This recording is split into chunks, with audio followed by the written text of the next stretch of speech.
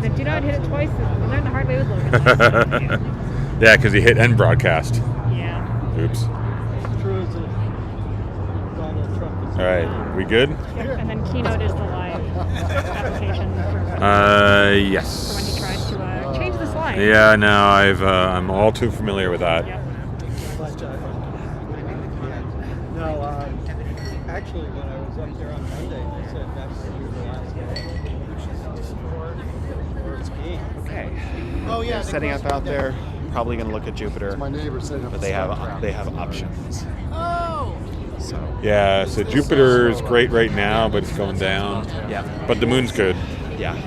Yeah, I tried to do Jupiter, but there's no place to put this here. Oh dear. Yeah. Well, Whereas, like, if this the doesn't moon's focus, well, shooting the gap. When you cut to it,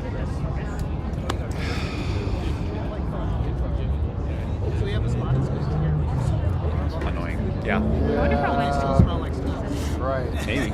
Both of my dogs. I want to make sure you're in focus. Have they gotten smart about it? Yeah. Oh, what are the strandy kinds? Oh, look at that. So cute. Yeah, we don't exactly know. So yeah, this telescope, I did the whirlpool nebula in an hour. Oh, nice.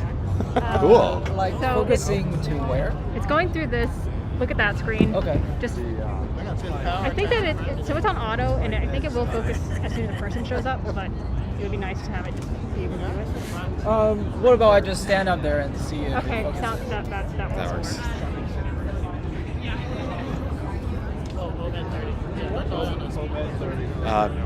Slightly press the shutter button. Wait, here. Because I think we did this last time. Yeah, it'll autofocus if you slightly press the. Apparently not. Luckily, it wasn't chicken sausage. Yeah, if you slightly depress the shutter button, But it's that's not. the It's autofocus. not staying. I think we need to switch to manual. Yeah, I agree. Oh, no, that. No. Yeah, no. I will stand up. Let's. We got time to burn tonight. I cannot guarantee whether it will work. Oh, sorry. Never mind. Ah. Gotcha. I don't think that ring is doing anything. Yeah, this is. I think this. Oh is, wait, there we go. Okay. Sounds good. But I think it's Now we're not. all tilted. Yeah. It was only after that we figured out. Care if we have you at a Dutch angle. Okay. Yeah, I guess I'll just live with that. Yeah. Well, it's kind of like, you have the perspective and the angle. Right. Yeah. But she's vertical, which is what Right, you want. Yeah. Sweet. Oh, focus went out. Whoopsie. It gets back. Yeah, I think we need to switch to manual. Yeah, I think. Where is the auto versus manual thing? I don't know. Okay. Let me figure this out. Where's manual? Whoops. Oh, you're going into menus. Oh, so it's okay. Yeah, so everything is on here now. Let's see. Could you? Let me get that out of your way. There you go. Shooting settings, maybe. Okay. Oh, focus mode, autofocus. Right. Manual focus. All right. Let's go. Now. Hey. Let me see if I can zoom in to check the focus. Wait. Oh. There are always options. We went with ocean. Never mind. I'll just check with the screen then. Oh yeah. It's like, is there any time that there is a restriction on choices? And they say, yeah. I wonder if I Okay. can make this. There we go. Right. There we go. There we go. Something we don't have to put in the oven, so something will fall out when we put it in the oven. Okay, I think this is as good as we can get. You're happy, I'm happy. The ride out across All right. the Great Gas is pretty bumpy. It's like, they did that at night. So you come out of the beach path, you start with Chileos, you're at the beach, which is really nice. Then you get out of the drink, and it's Oh, so for future reference,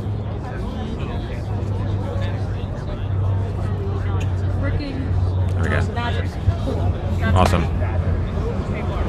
I did not do anything except continue talking into this microphone. To the toilet. Very good. Yes. Yes. Boy. Hello, everybody, and welcome to Space Drafts. We apologize for the slightly delayed start. It would not be Space Drafts without us having a fight with our technology. So this is Space Drafts 96. Thank you all for joining us tonight. My name is Lily Whitler. I'm a PhD student at the University of Arizona, and I am joined here by many of my co-organizers who are also from Steward Observatory. We do have shirts, but none of us are wearing them, so sorry, you're just going to have to find us. So Space Drafts is part of an international network of astronomy on tap shows that take place in pubs and breweries and bars around the world, where us professional astronomers get to share the joys of working with space data with you. So I'm just going to go down this list in order, which is not going to make any sort of logical sense. As you may have heard, if you were here about 10 minutes ago, we are right next to an active train line. The train is inevitably going to show up at the most inopportune moment, interrupt the speaker, etc., etc. So when that happens and we can no longer hear the speaker talking, what do? We have a tradition here at Space Drafts. Raise our glasses, toast the train, and say choo-choo. And then wait it out, hopefully not for too long.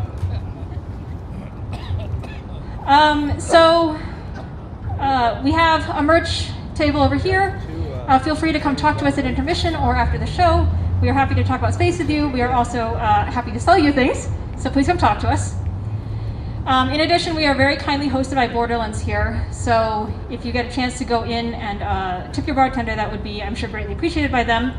They are also very kindly donating a gift card to us for our trivia tonight, our second show, or our second segment. So again, just please say thank you for their generosity. This is going to be our last show before the total solar eclipse that is happening in April. Our next show will be after it. So this is your last chance to come get some free eclipse glasses from us. Please don't look at the sun without them. And I think that is about it. The format of this show is going to be one 20-minute talk, followed by about a 20-minute intermission, then a short segment on the latest news in the astronomical world. And then instead of a second talk, we will be having a round of trivia. So there will be some cool prizes up for grabs. As I mentioned, one of them will be a Borderlands gift card, as well as some things from our set of merch. So if you're interested in that and just interested in talking about some friends with space, maybe answering some questions that we had a lot of fun putting together for you, please stick around for that. Without further ado, I think that is about everything that I have to say.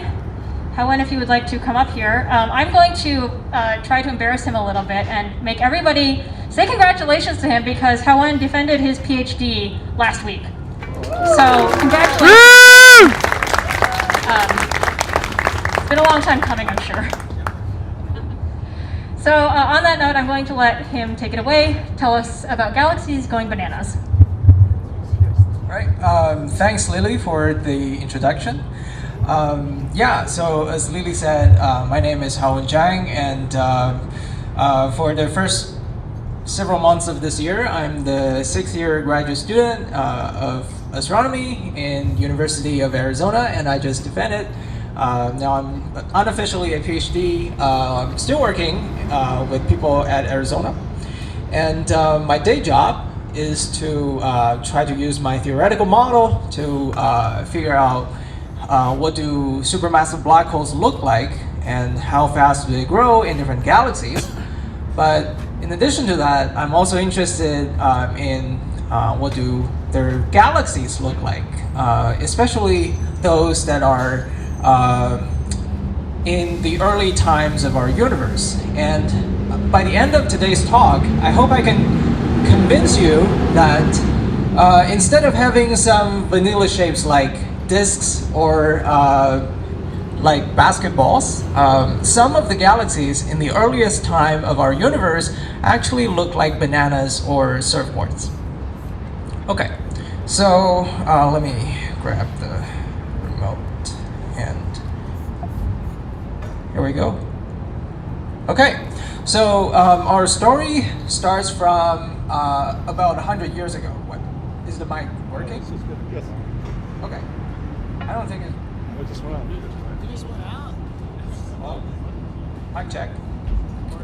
It went, yeah, the volume went. Check. Okay, great. Sorry about that. Yeah, so here is our great astronomer, Edwin Hubble. And he has done a hell of a lot of foundational work in galaxy astronomy. So, in addition, well, firstly, he proved that many of the galaxies that we see in the universe are actually not within our Milky Way galaxy, but instead they're far, far away, and some of them are much bigger than the galaxy that we're all living in. And in addition to that, he also established this so-called Hubble's tuning fork diagram. You can see here that, let me see, yeah. So basically what he did was to put galaxies of different shapes on different parts of this diagram. Starting from the left, we have elliptical galaxies that are basically galaxies that look very smooth and round, look like halos on the night sky, and whenever we see them, they just look very round. And going to the right, we have this two branches.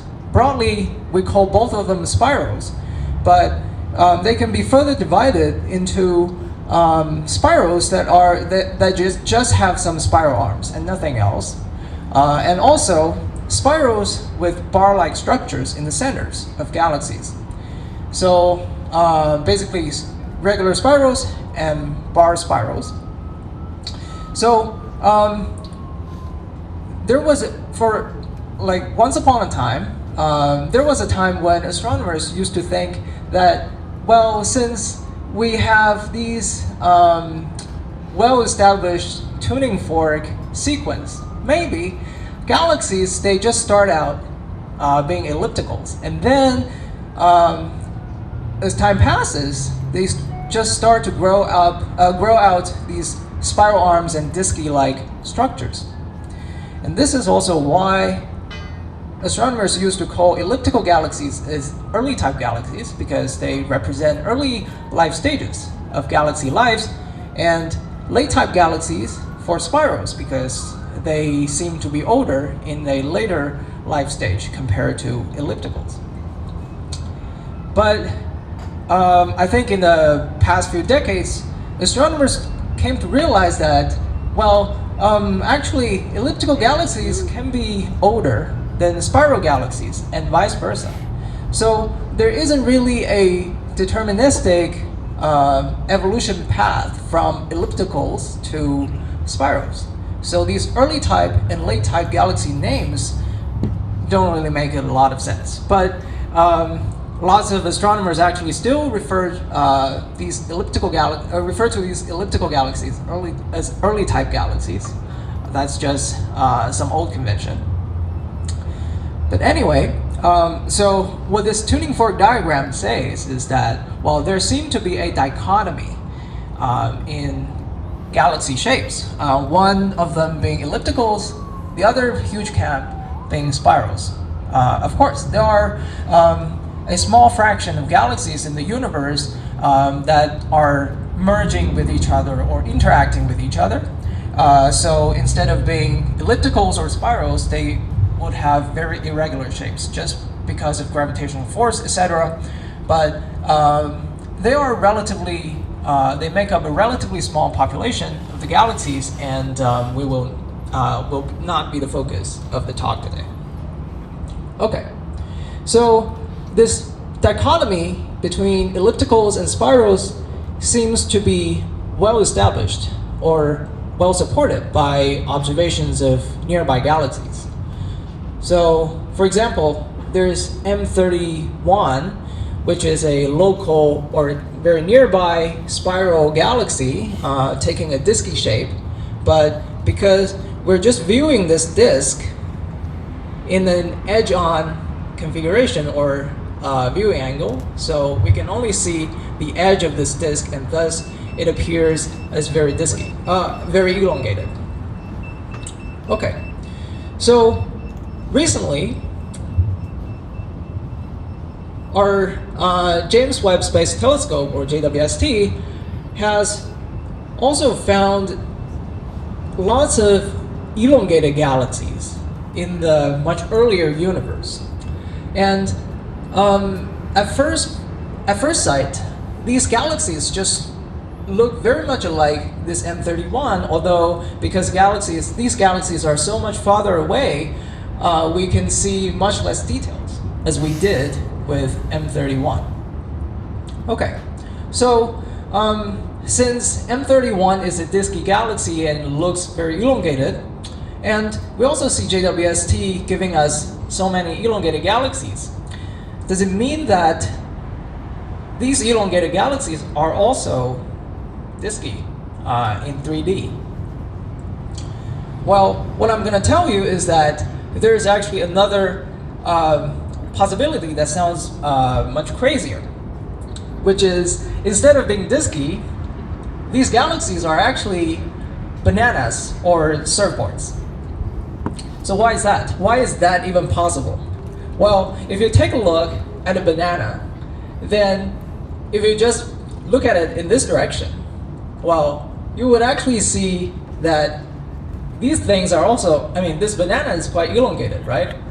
So it is definitely possible for these elongated galaxies to be actually bananas or surfboards. But we don't really know, right? At first sight, they can be either disks or bananas. So as astronomers, how do we tell definitely? So let's do a simple experiment. So let's suppose everyone has such a disk or plate in hand, and you take out your cell phone and use your camera to take many of these photos, many photos of these disks, like when you are rotating this disk basically randomly. And what you will find in your experiment is that the resulting images will be a uniform mixture of both elongated objects like here, because you're simply taking the picture from this direction. You would also see basically as many round images because you're seeing the disks in this direction. So yeah, this is what you will get by taking photos of such disky galaxies in lots of different directions. Instead, whoops. Oh, my bad. Okay. So instead, if we are having a banana, then we can just repeat what we did with the disk. Again, we take out our cell phone and take a lot of pictures while we are just randomly tilting or rotating this banana. And what we'll end up getting is that instead of having lots of round objects or round images of this banana, most of these photos will appear very elongated. And this is because this banana is basically very flattened in two different directions. So it is much less likely for us to align our line of sights with the ends of the banana. So as a result, it is much less likely for us to take photos in which these bananas appear very round and small, which is basically what we're seeing here. So looking at all these pictures, yes, the vast majority of these banana photos will be very elongated, which is very intuitive. And when we are just looking into this banana from either of the ends, then it would just look like this. Okay, so going back and forth, we see this very different mixture of round and elongated objects if we are actually looking at a disk versus a banana. So this is what we predict from our theory of astronomy, and what do we see from observations? So in these observations, let's count how many galaxies are actually elongated versus how many of them being very round. So elongated number 1, maybe number 2, 3, 4, 5, 6, 7, 8, 9, 10, 11, 12, 13, 14, 15, and 16. So about 80% of these objects are super elongated, and only like 20% or even less of these images are very round and very small. So which of the intrinsic shapes does it match to a better degree? Is it a mixture of round galaxies and round images and elongated ones, or just predominantly being elongated?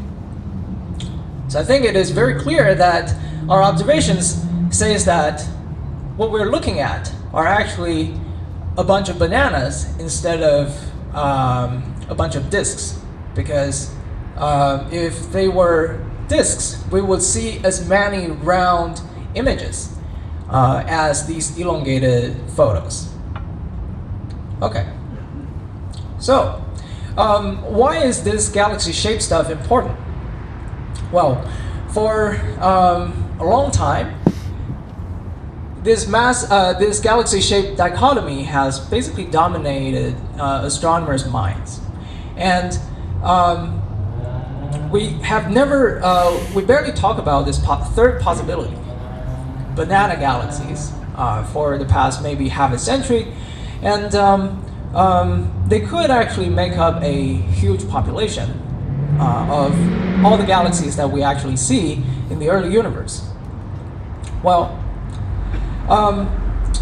based on our study, we found that these banana galaxies are actually very, very important because they are numerous. There are so many of them in the early universe. In fact, in the early universe, we found that more than about like 2/3 of the galaxies are bananas or surfboards, and the vanilla-shaped galaxies like disky or elliptical galaxies only make up about 1/3 of all the galaxies. Okay, and despite there being so many banana galaxies, people have been ignoring this possibility for such a long time that they're barely talked about by astronomers before our team does it. Okay, so with this, basically this means that our picture of galaxy evolution is highly incomplete because we simply don't, we are only considering the evolution from disky galaxies to ellipticals or vice versa. Well, in lots of observational and theoretical works, people have proposed so many different paths of evolution from disks to ellipticals or the other way around, but these galaxies in the early universe, they only make up like 1/3 of all the galaxies, and thus there are so many physics that remain unknown that could transition these banana galaxies to disks or ellipticals, which are very important because they account for 2/3 of all the galaxies. But just because we don't think about this third possibility, we just miss so much opportunity of exploring the physics in those galaxy evolutions in these two directions. Okay, but of course this is a good thing because being a postdoc, I will have to apply for grants and also fellowships, and every question mark here, every question mark here represents a potential postdoc or grant application that I can get money for. So with this surprising, well, maybe less surprising for our team, with these surprising results, of course, the first thing to do as astronomers is to write a paper about it. And conveniently, we have this catchy title, Galaxies Going Bananas, which is also what you will see in the title page of my slides. And yeah, it is such a fun and pleasure to co-author such a paper with, I guess, like 50 other people as the second author. This is basically an extension of one of my undergrad research projects back in UC Santa Cruz, and it was really amazing. Okay, so, but, you know, journal articles in astronomy only reach out to so many astronomers, and it is harder to reach the general public. So, a slightly better choice would have been Nature Astronomy, because they are also subscribed by people who are only generally interested in astronomy but are not researchers themselves. But I think our research, our results deserve better or even more attention, so we chose to go even bigger. To be precise, it's the front page of the New York Times, which says, the early universe may have gone bananas. And honestly, this early universe should be more accurate as the early galaxies in the universe. But anyway, in addition to that, we also made it to CBS News. And we also got an interview as a team with NASA, and they did a press release for us in this January. So yeah, I would say it's a pretty awesome collection of like public appearance, and of course I can see that some of the there are mixed opinions on these results, but I think we're pretty confident that our results are correct and robust. Okay, so lastly, some take-home messages.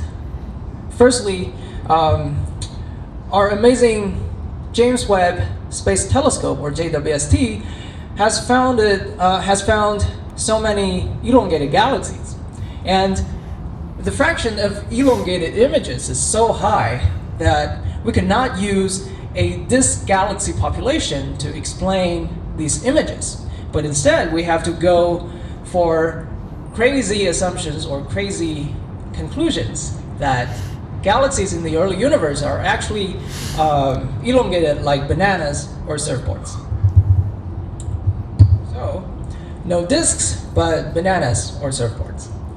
And more than that, we found that these banana or surfboard galaxies make up actually the majority of the galaxies in the early universe, and this means that, well, given that astronomers barely talk about them before, this means that astronomers don't really know how galaxy shapes evolve for the majority of the galaxies in this cosmic era.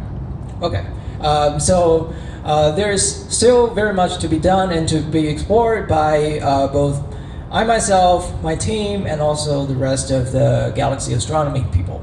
So yeah, I guess that's the end of my talk, and thank you so much for your time. I'm happy to take any questions and comments.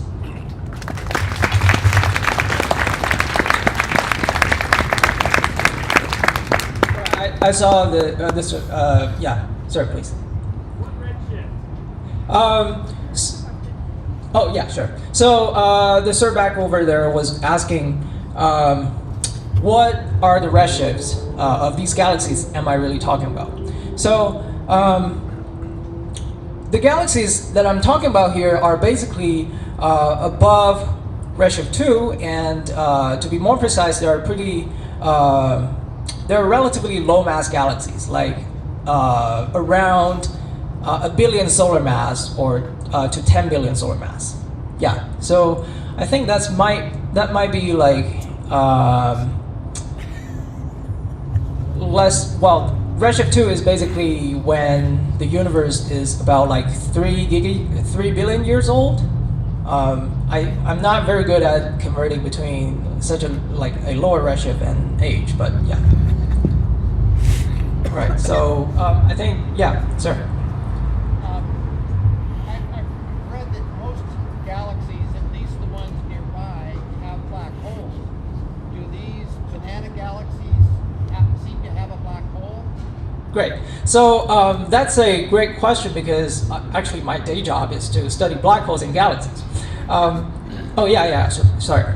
So the question is, since lots of nearby galaxies have supermassive black holes in their centers, do these banana galaxies also have black holes?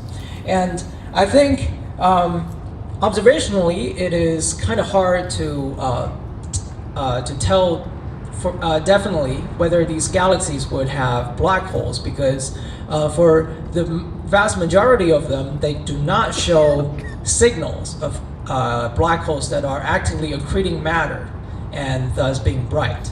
But there's definitely possibility that there are black holes in these galaxies. It's just that these black holes are dormant, they're not eating matter to grow and thus releasing energy. Yeah. But what I can also tell you from my theoretical model is that yes, these galaxies do definitely have supermassive black holes. It's just that for most of the time, they're just sleeping without eating anything and growing. Yeah. Yeah, please. Do you tend to find these galaxies in cluster environments, or are they more isolated in the field? Or do you find them in both places? Okay, great. So the question is, do I find these banana galaxies in more crowded fields of galaxies, or like using astronomers' terminology, more cluster environments, or are they quite isolated from the rest of the galaxies? So on top of my head, I think for this particular survey, galaxy survey, we targeted we didn't target a clustered field, but I think Lily knows better about this. So we're using the SEER survey. So is it in a clustered environment or not?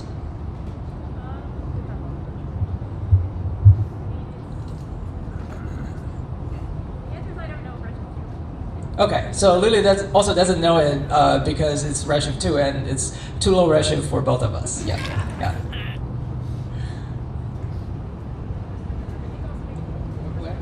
Okay, yeah, please. Yeah, so I've seen simulations can show how you form like spherical and disk galaxies. Yeah. Are there any simulations that have predicted these banana ones? Like how would they form like that? Okay, so the question is, some simulations show the formation of elliptical and disky galaxies. Then, and are there any simulations that can show how these banana galaxies form? And the answer is definitely yes. And I am actually working on one of them. So I found several mechanisms where these banana galaxies can take shape. One of them is that in the early universe, galaxies and dark matter halos, they live in relatively thin dark matter filaments. So you would expect matter to be accreted along these dark matter filaments. And and also the dark matter halos, they are pretty much elongated and also look like bananas. They dominate the potential well. I mean, sorry, this is getting a bit technical, but anyway. So let me see how to explain it. Okay, so basically you get matter being led into the galaxy in a preferred direction. So they tend to stay in this preferred direction and basically get aligned with each other and form this banana shape. Yeah. Please. So how do they maintain that shape? Because you said at the center of a lot of these galaxy clusters, there's black holes. Right. Do they not tend to spin and form those like spiral arms? Right. Okay. So the question is, how do banana galaxies retain their shapes in like these bananas or surfboards?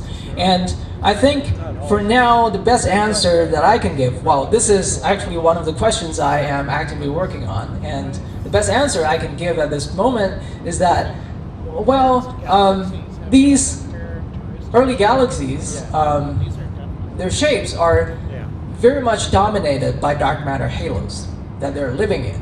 And dark matter halos are like their shapes take much longer to change compared to the star particles.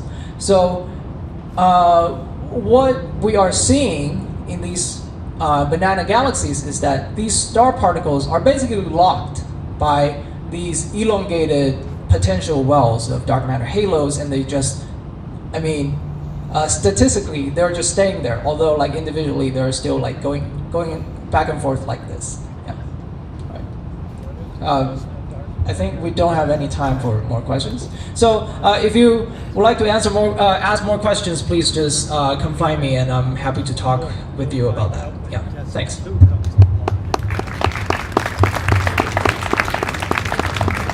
Thank you very much, Haowen, and I'm very impressed with how prepared you came, in particular the banana. So we will now go on a 20-minute intermission. It is about 8:04, so let's call it 8:25. Be back here. We will be having some really quick announcements and then news, and then we will start our trivia. So I forgot to mention this at the beginning, but we do have the University of Arizona Astronomy Club is out there by the train tracks with telescopes. I think right now they're looking at Jupiter, and then we'll switch to Orion once we can no longer see it. So if you want to go take a peek at that, I encourage you to do so. Again, please make sure to be bartender if you go inside. Also, feel free to come talk to us. Feel free to ask Haowen any further questions that you may have. Please take eclipse glasses off our hands. The eclipse is next month, and there's not going to be another one for us to get rid of them. So please come and get them from us. And I believe that is all, and we will see you at 8:25. I think I'm going to be up at night during the eclipse. Everybody from the group is basically going, and so I said I'd stick around and just observe. You know, I did that last night because we're actually there's a taco place in front of the Transit Center. We call it the sketchy taco place. It's really a monotaco. We call it sketchy taco because it's like just plain Jane food in there. Yeah. I mean, I'm sure there's disagreement. But it's just like so cool going in there and eating like sketchy taco. So anyway, we're sitting there, and then all of a sudden one does SpaceX launch, not one. And I wait, I looked at it. What time is it? And I looked to see what time it is in California. This is you guys need to go outside. But of course, my buddy and I are sitting in there, just like we didn't want to make it look like an eating skill, right? So I wasn't going to go out. I just like said, we need to go outside. I'll sit here and make sure the food gets paid for. It was pretty awesome, right? They freaked out so many people. Yeah. I was so happy that buzz came up when I did that. I actually paid attention to it. So I was looking at the Vandenberg launch right for some time. You guys need to go and see it. That's also awesome. Quite impressive. It's really just, I'm thinking that SpaceX is like launching every 3 days now. Oh, like lifeline. Yeah, so it's like right there. Like right there.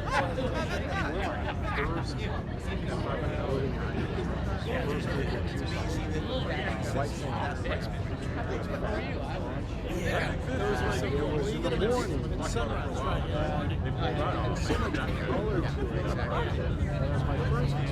Anyway, that was my No, I finally got out of the tree. It's my first time trying out the loop. Solids. So you get all those Looking at my computer. like the SpaceX launches, you know, that's just Yeah, so the software needs to update. although I have seen they've done Polaris launches those are but they don't play that Nope, that's live. I was even like moving the joystick. I remember my dad told me a story one time. Absolutely. Yes. And he goes, oh, you know what? Last month we had the working parts of the Polaris missile out. Check it out.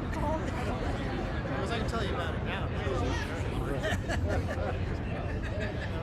What sort of stuff are we doing? He says, oh, well, you know, sailors have to sleep. I just wanted to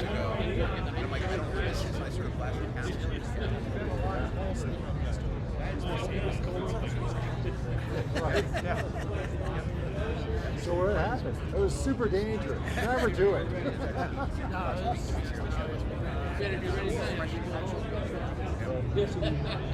When I worked at HMIUA, we started 76 gigabytes skipping wire for modification control cars, and we had to go up to convince them that that's what Were you up there at ARO? I was not one that went. Oh, okay. Because I was there when they. Oh, is that right? When they, brought up, they basically put the transmitter outside the dome. I heard about and it. Then we saw the spike, and then they went down to turn off. Saw the real spike. Further away. I had to take that for emissions testing. Of course, there is no emissions rules for 76 gigabytes. There weren't then. And I went to the middle of nowhere in Minnesota. And they don't have an echo chamber. It's just in the middle of nowhere. So there's nothing out there. Well, that's this radio station, that's this radio station. Oh, and look, here you are. Use your 10,000 Are you going to do your Telescopes. That's a good idea. I see the Sea Star there. I'll stay here and hold down the fort such as it is. Okay. Can you get back to that? I might check out. Please tell me the trophies of movies.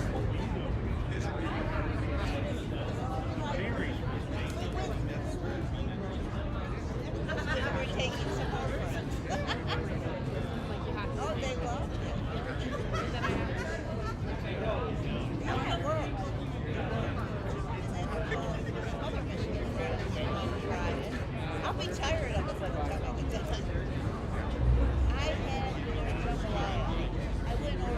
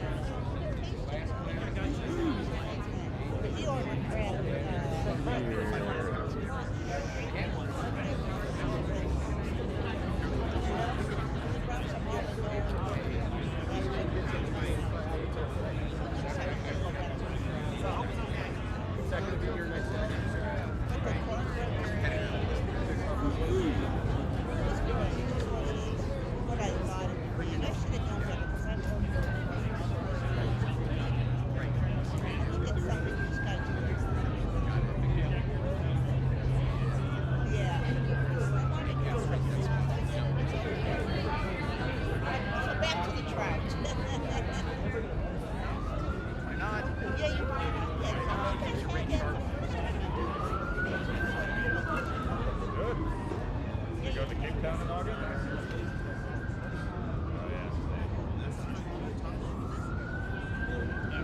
Yeah, it was looking not too unreasonable, but then when I checked a few days ago, the airfares really jumped a lot.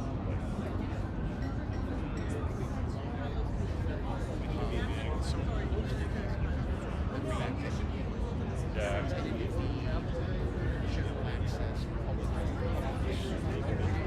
No, August is not really.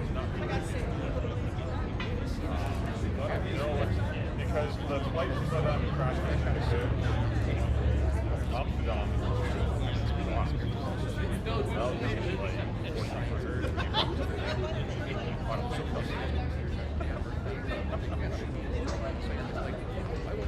so there's plenty of business, so I don't know.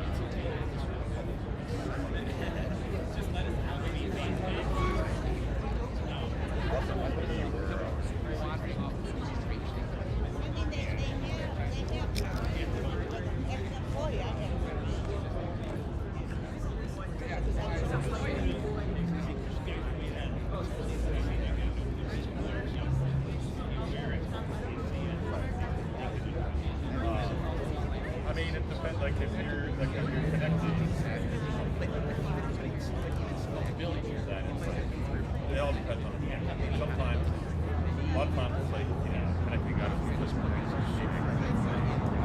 And then sometimes the connection to more special feeding requires demand. So it's fine. It's a vertical feeding. I found it, I find clarity more often.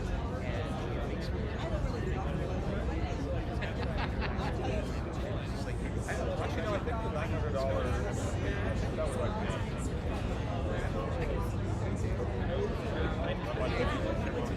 Well, when I checked for Cape Town, it was like 1900.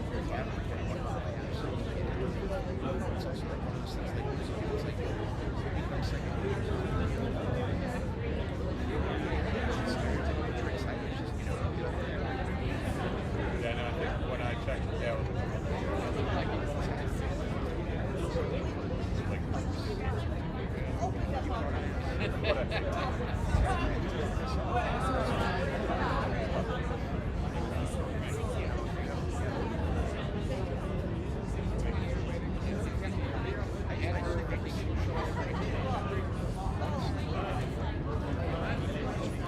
it's not one meter.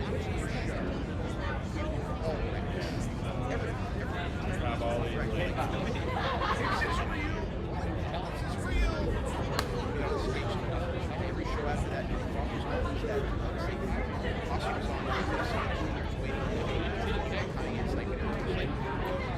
well, that's like everything. I mean, double F. I've definitely had that. Went to double F. So I was like, well, ones I want to see is like, come on, man, we're here all week. Why do we have to be parallel?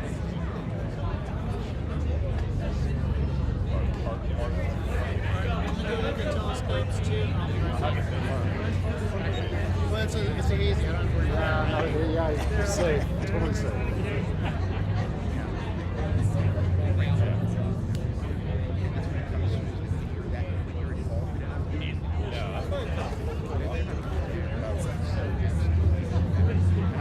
I think you have. I think in people, my impression is that like you have basically separately organized meetings within the umbrella. So set up their special meetings, and then all the logistics are basically part of by you.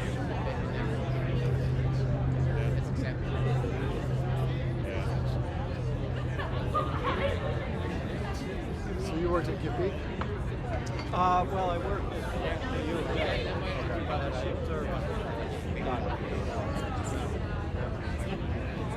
Yeah, they had an opening, and I went to a class. I think it was on Altium or some of their maybe piece by simulations, and there was some guys from Kippy, and they said, "Do not apply for that job. You'll regret it. It's far away. It's got no growth opportunity." And I just look back, and I was like, "Yeah, it would have been so fun." Oh, it's yeah. I mean,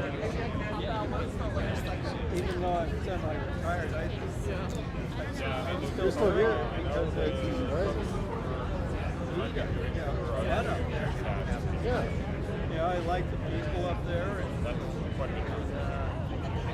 they got great views. Yeah. Yeah, I mean, When people pay $1 million for views like that. That's true. That's true. August can be kind of hit or miss. I like the story about the tribe was also very interested and trying to be part of their culture and quest for knowledge. Yeah, So you decided not to go after the eclipse then? no. I've hit a couple of good eclipses. We had like I never Sutherland that way. There was just like skating water like everywhere. Yeah. But then the it's like last one last week. 2017. Yeah. up in Idaho. Yeah, we went to Oregon. Yeah, I was in Wyoming. Oh, Yeah, my brother When I left East Island, my I last think, day in 2005 what was it? it was 25 31 miles degrees. south of where my brother lives, center line. So it was like proper.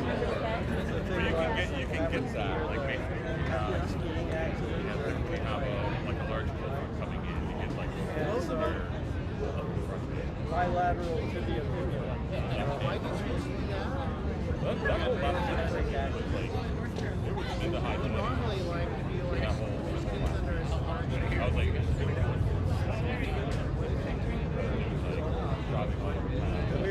We were back on I'm just like super curious. I used to be ski patrol, and I'm always curious about how people hurt themselves. No, The best ones when Oh, they it go to is. the trees and stuff like that. yeah, no, it's good at training. you'll be happy to know that. But it's like Southern California, I mean, Actually, they call it the bird skiing between two trees. and California is Getting the ready to same go off the backside. thing.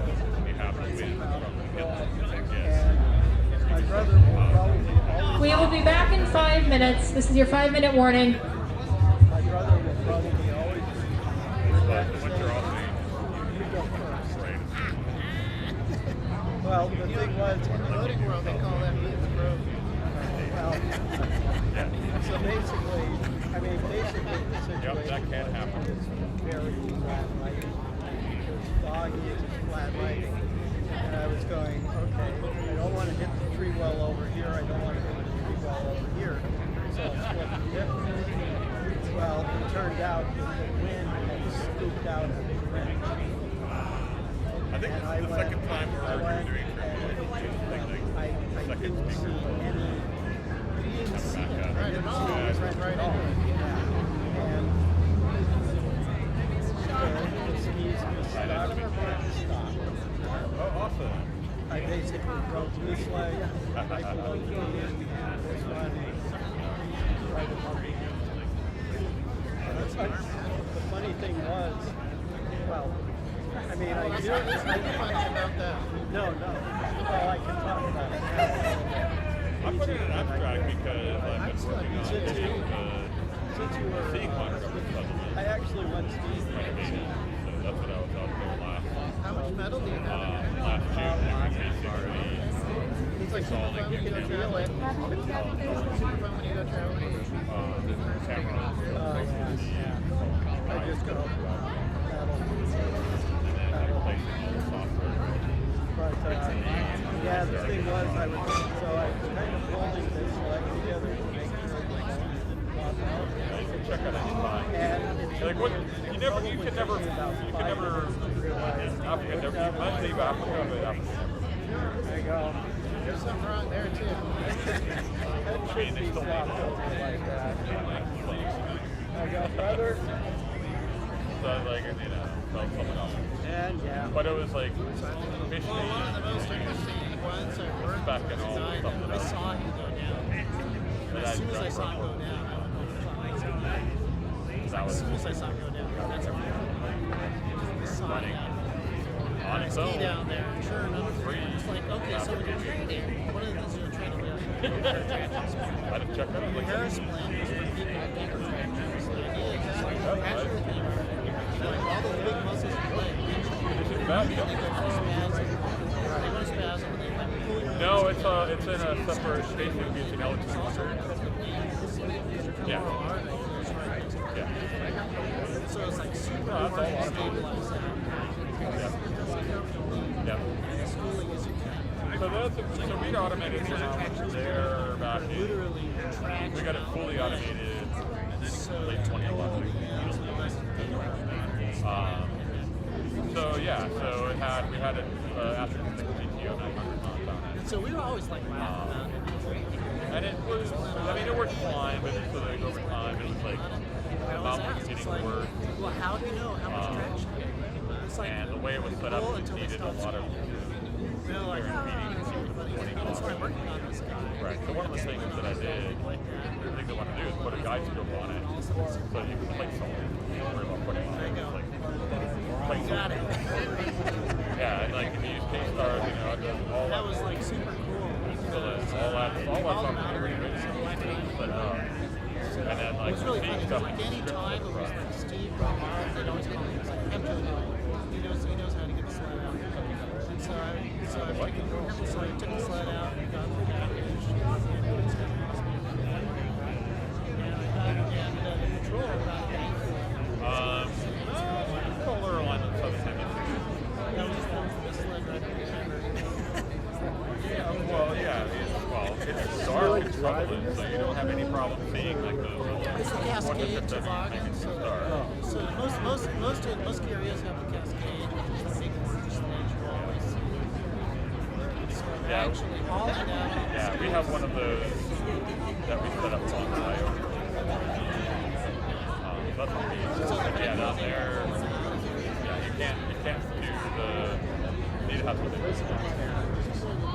So, I hired a guy. I have a schedule, so it's like the brightest star. He's like, I gotta see all this stuff. And he's got this enormous. Yeah, so it just automates all that. So, and I'm working on it. What is this for? Oh, look. We're putting in a run for the rest of the year. And I'm using that.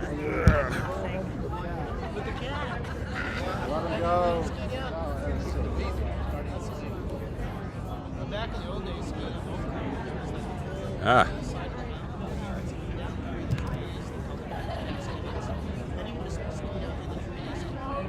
Now I can't see. Can't see the button.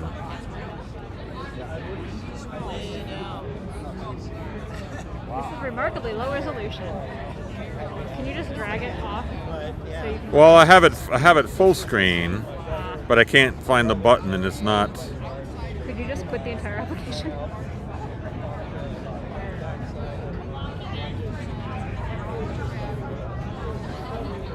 Well, I guess I can. I don't want to quit it. God dang it!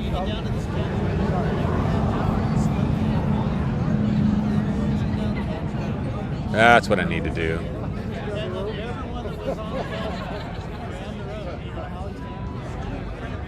And where's the play button? Upper right. Slideshow?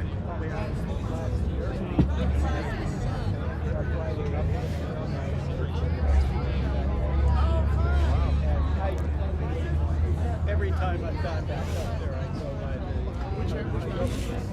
Brundage. I go by the. Oh, end it?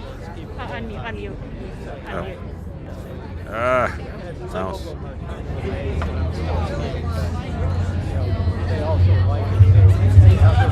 Hello! Is everyone back from getting a new drink, taking a bathroom break? Yes? Alright, so I have one very quick announcement to make, which is that the Tucson Amateur Astronomy Association is having a free family event on March 30th at Brandy Fenton Memorial Park. They'll be having telescopes out. They are inviting you to bring your own telescope if you want to help setting it up. They have some family activities. So if you'd like to go check that out, I encourage you to go do so again on March 30th from 3 to 9 p.m. I know that this is completely illegible for anyone who's more than 10 feet away. So if you want to have more information, feel free to come up and talk to us and actually be able to read this flyer.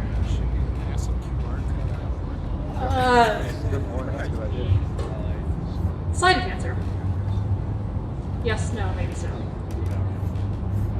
It's a slide going to advance. Oh, I have the. Yeah. Yeah? There we go. Cool. So now I'm going to let Jackie Champagne take it away with astronomy in the news. Also, please remember that we have trivia after this, and we may or may not have had a little chat with our wonderful host here. So just keep that in mind. Thank you, Lily. Okay, welcome to the Astronomy on Tap or Space Drafts Comedy Hour. I'm usually joined by Dr. Danny, but Dr. Danny's in New Zealand having fun at the Extreme Solar Systems Conference. So I have to be funny on my own, and I don't know if I can deliver, so sorry about that. And Lily's got the slide thingy, so maybe Lily can help me out. Thanks. Okay. If you don't know there's a total solar eclipse happening in April, you might live under a rock, but it's okay if you don't know. You do live under a blazing sun, so there's hope for you yet. You're going to have a blissful few moments of Tucson darkness. On April 8th, a total solar eclipse will pass over Middle America, arcing from Texas to Maine. It's not quite once in a lifetime, but I'm not allowed to tell you when the next one is, lest you get a leg up on the trivia game. There is no collusion here. I am not going to give you all the answers.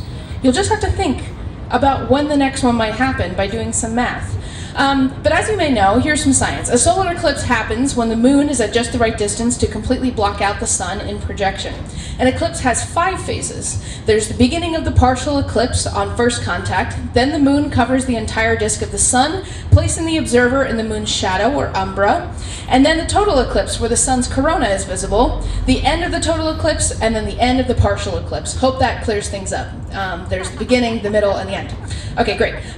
It is probably too late to book your camping trip to Texas. I myself paid a lot of dollars to fly to Austin. I will arrive 10 hours before the eclipse begins, so if you do pray to the sun gods, please put in a good word for me to actually make it amongst the hordes of a predicted 1 million people to be visiting Texas. If you don't want to pay that many dollars to go to Texas or Akron or Rochester or any of these other like horrible places, you can still view a partial eclipse here in wonderful Tucson. NASA wants you to know that you should not look directly at the sun, so you should use eclipse glasses or a solar telescope. Hopefully you knew that. Totality is cool, particularly because it freaks out the animals, and it gets weirdly cold. It's a very brief nighttime. Southern Arizona will experience about 75% coverage at its peak. The eclipse will begin around 10 a.m., peak at 11:20, and return to normal by 12:40. The University of Arizona's Flandre Planetarium will have solar telescopes and eclipse glasses from 10 a.m. to 2 p.m. on the University of Arizona Mall. But don't pay them $2. Get your free eclipse glasses here. We're out! Thank you for finally taking them off our hands. At one time we had hundreds. Okay, so never mind, blah, blah, blah, stop by our merch table. We'll do that anyway. And have fun when it gets darker for like 7 to 8 minutes. Hint. Okay. A glassy look into the past. It would not be news with me, Whataburger Jr., if we did not talk about the latest spectrum delivered by the James Webb Space Telescope. And this one is no different. Well, it is different. That's why I'm showing it to you. And I swear it's different, even though I forced you to look at hundreds of spectra. Here on our stage, we have forced you to look at exoplanet spectra and stellar spectra and galaxies. But this is a really, really far away galaxy, just like everything else. So this was discovered in near-cam infrared imaging. This glass is called glass Z12 because it's at a redshift of 12, meaning that the light was emitted 370 million years after the Big Bang. This is approaching the limit when galaxies should only just be forming for the first time, marking this as one of the youngest galaxies we've ever looked at. In fact, it holds the record for the 5th youngest galaxy ever confirmed by its spectral emission line. So that's what you're seeing, all these bumps in the spectrum are coming from different atoms in the space in between stars. So published earlier this week by a team led by Dr. Marco Castellano, this study presents a spectrum from the JWST NIRSPEC, cleverly named because it's near-infrared spectra. It's very bright for this time in cosmic history, so astronomers are hard at work trying to understand how so many very bright galaxies could exist in less time than it took for humans to walk upright.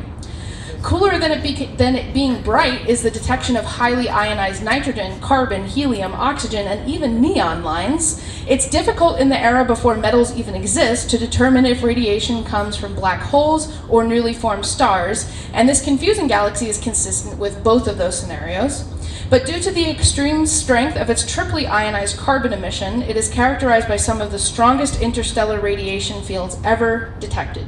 And even cooler than that, it has 5 times more nitrogen than our sun, which places its star clusters as a progenitor for today's globular clusters.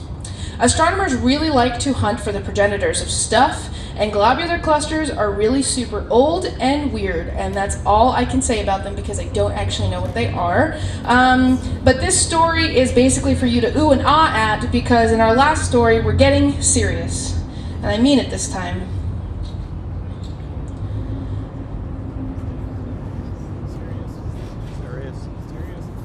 Maybe. Might be. No! you have to know about the X-rays. Okay, we gotta save Chandra. So, the serious story is the imminent death of our preeminent X-ray telescope, the Chandra X-ray Observatory. I would love to make some death by X-ray jokes. It's gonna like shoot you like with death stares or something like that. But this is a crisis for a good chunk of astronomers. The good news is that you can help us. I swear this is not a beg for fundraising money. That's not what we're asking for. I am going to beg you to pick up the phone though and call a congressperson, which might be scarier than just giving us money. So if you'd rather do that, you can do that. So what's going on? In the fiscal year 25 President's budget request, NASA proposes catastrophic cuts to Chandra's operating budget. With the cuts beginning in October of this year, nearly half of the observatory staff will have to be laid off by the end of the year. By 2026, Chandra's funding will be more or less cut off altogether, effectively ending its mission about 8 to 10 years before it needs to, because it has enough fuel to keep taking scientific observations for about a decade. Approximately $1 billion has been cut from NASA's Science Mission Directorate relative to last year's request, and this is because of HR 3746, which is not the name of an exoplanet. This is the 2023 debt ceiling agreement. So why should you care about NASA's, about the USA's only X-ray observatory? Isn't the sexy wavelength infrared these days? I keep showing you all these infrared spectra. But we need the entire multi-wavelength spectrum to understand nearly every type of object in the distant universe. And we're not going to get another flagship mission until the Lynx Observatory in a couple of decades. So Chandra was the first ever to detect X-rays emitted by the ultra-hot plasma in the empty space between galaxies and clusters. It can detect radiation from supermassive black holes all the way to the beginning of the universe. It gives us important constraints on dark matter and dark energy, which is something it says on its website, and I don't really know how, so don't ask me, but I can talk to you about the ultra-hot plasma. It has even given us the Chandra Sonification Project, where you can actually listen to the whistles and hums of black holes. So you should Google the Chandra Sonification Project. Losing Chandra would be a huge blow to astronomy around the world, as it provides employment and funding support to tens of thousands of students, faculty, and observatory staff. You can help by visiting savechandra.org to learn more about this amazing telescope. And on that site, you can sign the community support letter to NASA and Congress, and you can also call your local representatives and ask them to make a resolution to the new budget request. So together we can save Chandra.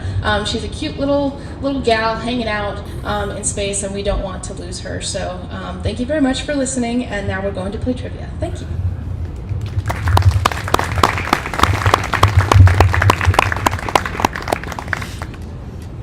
We know how to do this change off. Right, so as Jackie said, it is now trivia time. And again, I just want to thank Borderlands for very generously donating a gift card to the first place winner.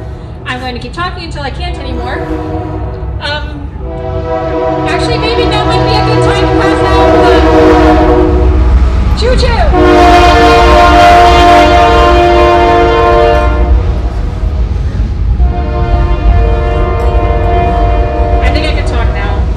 Yell at me if you can't hear me. So I'm just going to really quickly read the rules out for those of you who probably cannot see it. Again, if you're sitting any more than 10 feet away from the screen.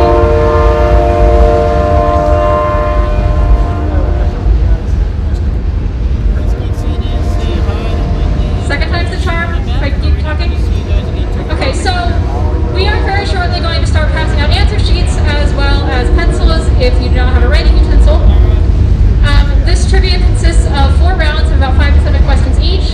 They are themed. One of those on eclipses, one is on galaxy shapes, one is on astronomical acronyms, and one is on astronomical observatories.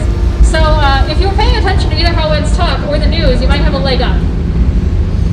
Feel free to play as either an individual or in groups. If you are a team of, if you would like to self-identify yourself as a team of astronomers, please put an asterisk in your name. I'm going to leave it up to you what a team of astronomers actually means. In general, just try to play fair, play in the spirit of the game, try not to look anything up if you don't already know it, etc., etc. When you're done, turn in your sheet to this table up here, and we will grade them hopefully as fast as we can.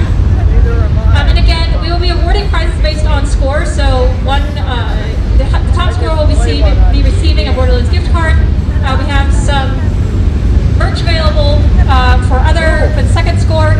top astronomer team will also be receiving some of our merch, and then we will also, even if you feel like you have not answered a single one of our questions right, you still have a chance of winning because we are going to do one random draw. Tiebreaker question, yes. So in the event that we have a tie, there is a really tiny little question at the bottom of the answer sheets that asks you to come up with the most formal acronym for this phrase that we have given you. If it does come down to a tiebreaker and we need one, we will put that. We will put those answers of the tied teams to audience vote. So make sure it's popular. And I think that is about all that I need to say. We will start passing out the papers now. Just to make it easier for us to figure out who actually needs a paper, please, if you're in a group, please designate one person as your representative and raise your hand. If you're playing as an individual, just raise your hand on your own, obviously. However many people, there's no upper limit to the number of people on a team. Keep in mind, we do only have one gift card, and we do also have a finite amount of merch. So if you do happen to win and there are 7 people on your team, you can figure out how to split up a $15 gift card. Any other questions before we start passing them out? No? Okay. Go.